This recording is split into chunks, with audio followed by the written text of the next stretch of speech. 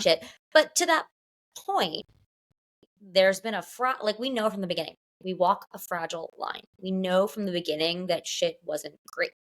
I've known it all this time, but then I But I never thought I'd never live to thought.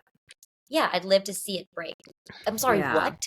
This is where I go back to like the youth, and this being a younger relationship, where you think kind of reminds me of Stay, Stay, Stay, where it's like you think that wanting to throw your phone across the room at somebody is normal in a Yeah, relationship. I mean, it's to me, I read this as a kind of naivety and innocence. Yeah. Like, if you have something that's really fragile, oh, to be young and think that, yes, we have a special fragile thing, But we but can it get will through never it. break.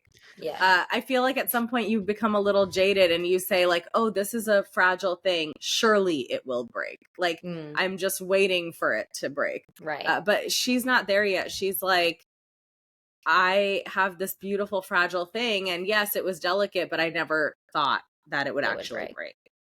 I think it's interesting though too, and I could be wrong, but I believe we don't ever really figure out in the song why it's fragile. And what's interesting about that to me is it doesn't mean they were a bad fit. Romeo and Juliet were a wildly fragile relationship, not because they didn't love each other, but because of circumstances outside of them.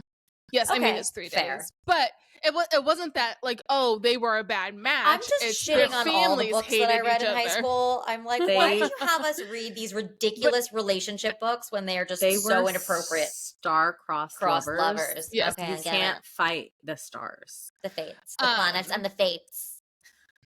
But the main point is that the fragility of whatever this situation is doesn't have to be like, it's not okay. Stay is there's immaturity in the relationship. This could be extenuating circumstances.